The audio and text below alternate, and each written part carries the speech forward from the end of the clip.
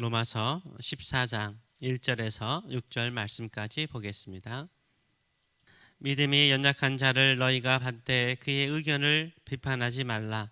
어떤 사람은 모든 것을 먹을 만한 믿음이 있고 믿음이 연약한 자는 채소만 먹느니라. 먹는 자는 먹지 않는 자를 업신여기지 말고 먹지 않는 자는 먹는 자를 비판하지 말라. 이는 하나님이 그를 받으셨습니다. 남의 하인을 비판하는 너는 누구냐? 그가 서 있는 것이나 넘어지는 것이 자기 주인에게 있음에 그가 세움을 받으리니 이는 그를 세우는 권능이 주께 있음이라. 어떤 사람은 이 날을 저 날보다 낮게 여기고 어떤 사람은 모든 날을 같게 여기나니 각각 자기 마음으로 확정할지니라. 날에 중히 여기는 자도 주를 위하여 중히 여기고 먹는 자도 주를 위하여 먹으니 이는 하나님께 감사함이요 먹지 않는 자도 주를 위하여 먹지 아니하며 하나님께 감사하느니라. 아멘. 오늘 이 말씀을 가지고 하나님께서 받아들이신 자를 하나님께서 받아들이신 것을 받아들이라 라는 제목으로 같이 은혜를 나누기로 원합니다. 하나님께서 받아들이신 사람들을요, 하나님께서 받아들인 것처럼 우리가 받아들여야 할 사람은 누굽니까? 바로 믿음이 연약한 사람입니다. 믿음이 연약한 사람들을 우리가 받아들여야 합니다. 1절의 말씀을 보게 되면 믿음이 연약한 자를 너희가 받되, 받아들이라는 거예요. 교회 공동체 안에 받아들이라는 거예요. 그의 의견을 비판하지 말라라고 말하고 있습니다. 믿음이 연약한 자가 누구입니까? 의지가 연약한 자입니까? 성품이 유약한 사람입니까? 유혹에 쉽게 넘어가는 사람들입니까? 아닙니다.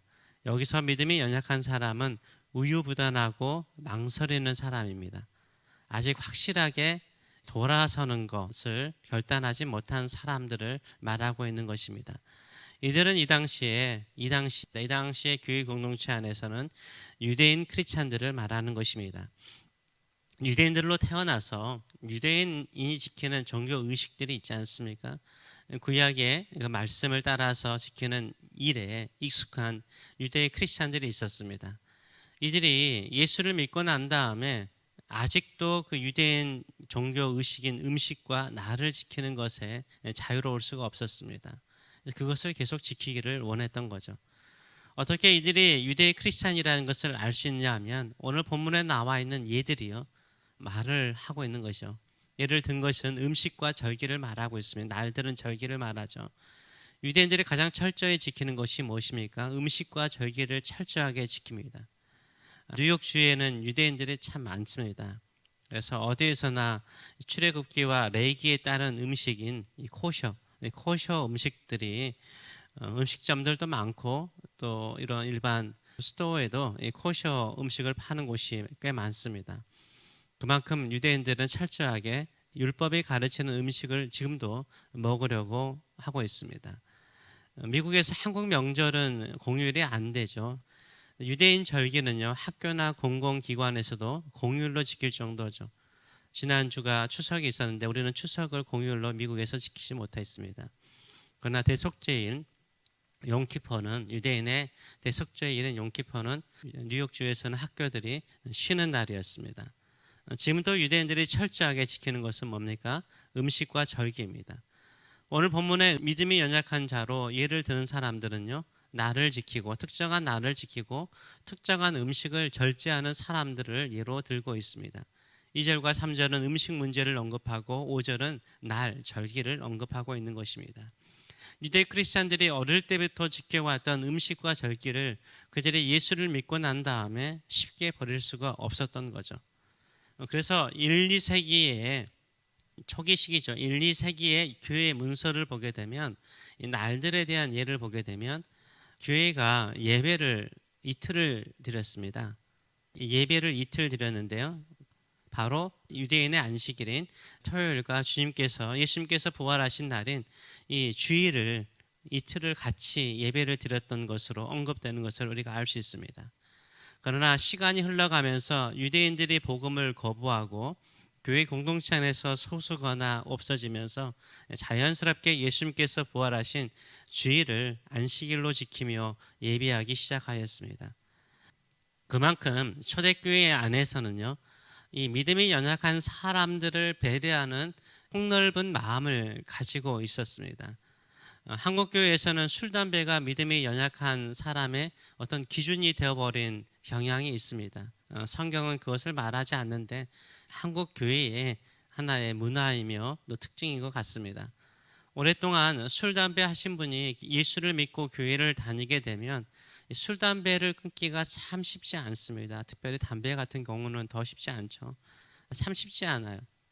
근데 끊지 못하는 사람을 향하여서 계속해서 교회가 비판하면요, 본인도 끊고 싶지만 쉽지 않는 일이잖아요. 그 소리가 싫어가지고 천주교로 갔다는 이야기 들었어요. 술, 담배 문제를 자신들도 쉽게 풀 수 없는데 교회가 계속해서 비판하고 자기를 낮은 사람, 믿음이 낮은 사람으로 취급하기 때문에 겪는 고민이었던 거죠. 스스로 끊을 수 있을 때까지요, 교회 공동체는 그들을 기다리고 받아들여주고 기도해 줄 필요가 있는 거죠. 우리의 기준으로 그들이 맞고 틀리다라고 비판하고 배척하는 것은 우리가 그들의 주인 행세를 하는 것과 같다라고 이야기를 하고 있어요. 하나님께서 그들을 받아들이셨는데 우리가 왜 그들에게 주인처럼 이렇게 하라 저렇게 하라 할 수 없다는 거죠. 특별히 요새는 채식주의자들이 참 많아지고 있습니다. 그러면서 이와 관련된 이단도 있기 때문에 교회는 상당히 민감하게 반응을 하죠. 그렇더라도 자신의 건강과 신념으로 채식을 하는 사람을 또 교회가 비판하고 배타하면 안 되죠. 교회는 다양한 사람들이 모인 곳입니다. 복음의 본질이 같다면 비본질적인 문제로 비판하고 갈등하고 분열해서는 안 되죠. 그러나 많은 교회들은요, 이 비본질적인 문제로 서로를 비판하고 갈등하며 분열했던 슬픈 역사를 가지고 있습니다. 그러면 오늘 본문은 이렇게 믿음이 연약한 자가 있다면 우리는 어떤 자세를 취해야 되는가? 이렇게 설교를 하다 보니까 우리가 믿음이 강한 자라고 오해하면 안 되겠다는 생각을 갖습니다. 하여튼 간에 우리 모두도 믿음이 연약한 사람이죠.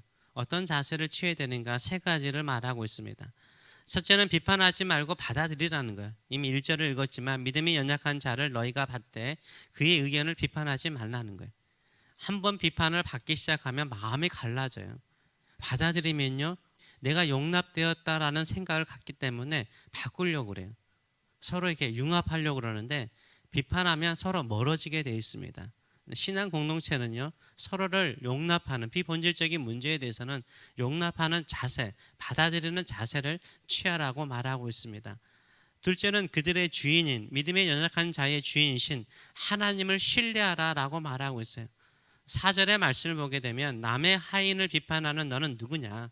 그가 서 있는 것이나 넘어지는 것이 자기 주인에게 있음에 그가 세움을 받으리니 이는 그를 세우는 권능이 주께 있음이라 라고 말하고 있어요.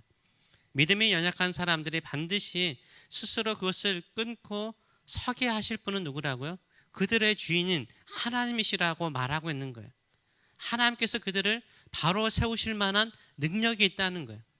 하나님의 능력으로 그들을 세우신다는 거예요. 그들의 믿음을 강하게 만드신다는 거예요. 그 하나님을 믿으라는 거예요. 세 번째로는 주를 위해서 감사하라는 거예요. 6절의 말씀을 보게 되면 나를 중히 여기는 자로 주를 위해서 중히 여기고 먹는 자도 주를 위해서 먹으니 이는 하나님께 감사하며 먹지 않는 자도 주를 위해서 먹지 아니하며 하나님께 감사하느니라 라고 말하고 있어요. 나를 지키는 것이나 음식을 절제하는 것도 이 사람들이 생각할 때 믿음이 약한 자들도 주를 위한 것이라고 생각한다면 감사하라는 거예요. 감사하라는 거예요. 모든 것을 융합시키는 단어는 뭡니까? 공동체를 하나로 만드는 것은요, 사랑과 서로를 향하여 감사하는 마음을 갖는 거예요. 감사하면 되는 거예요. 그 사람도 그 믿음의 수준에서 사는 거예요. 그것을 보고 감사하세요. 우리는 새벽을 깨울 수 있고 수요 예배 금요일도 나올 수 있고 철야도 나올 수 있어요. 근데 주일날 나와요. 주를 위해서. 주께 예배하기 위해서 나와요. 믿음이 약한 자들이. 꾸준히 나와요. 습관처럼 나와요. 졸아요. 그래서 뭐예요? 그 주를 위해서 오신 거예요. 어떻게 하셔야 돼요? 감사하세요. 감사하는 마음으로 받아들이면요, 버릴 것이 없는 거예요. 버릴 것이 없는 거예요. 공동체가 아름다워지는 것은요, 하나님을 향하여 감사하는 마음으로 하나님께 나가는 것이고 서로를 향하여 감사하며 나가시는 저와 여러분 되시길 축원합니다. 감사함으로 받아들이면 버릴 것이 하나도 없어요. 음식이나 일이나 사람도 마찬가지예요. 그냥 감사함으로 받아들이세요. 왜 연약한 사람들을 우리가 받아들여야 됩니까? 하나님께서 그들을 받아들이셨기 때문인 거예요. 하나님께서 받아들이는 사람은 우리가 무슨 권세로 그들을 비판할 수 있습니까? 비판할 수 없어요. 그들을 세우시는 능력이 있는 분은 하나님이세요. 하나님께서 그들을 믿음의 강한 사람으로 세우실 줄 믿습니다. 그들이 주를 위해서 더 강하게 쓰임받고 주를 위해서 사는 인생이 될 수 있도록 늘 기도하시는 저와 여러분 되시길 축원합니다. 기도하겠습니다. 살아계신 하나님 아버지 은혜를 감사드립니다. 우리가 무엇입니까? 우리는 여전히 연약합니다. 부족한 게 참 많습니다. 그럴지라도 주님이 우리를 받아들이셨습니다. 하물며 우리보다 약한 자들, 하나님께서 받아들이는 사람을 우리도 받아들이는 교회가 될 수 있도록, 공동체가 될 수 있도록 은혜 베풀어 주시옵소서. 그들을 믿음으로 강하게 세우실 분은 하나님이십니다. 능히 그것을 세울 만한 능력을 가지고 계신 분도 하나님이십니다. 그러기에 우리는 끝까지 감사함으로 하나님의 능력을 믿고 서로를 받아들이는 사람, 또 교회가 될 수 있도록 축복하여 주시옵소서. 오늘도 감사하나이다. 주께서 우리를 다시 세우실 것으로 인하여 감사드립니다. 우리는 늘 넘어질 때가 참 많았습니다. 그럴지라도 우리를 세우실 능력은 주께 있사오니 주만을 신뢰하며 믿음으로 주를 위해서 사는 자들 되게 하여 주시옵소서. 감사드리며 예수님의 이름으로 기도하옵나이다. 아멘.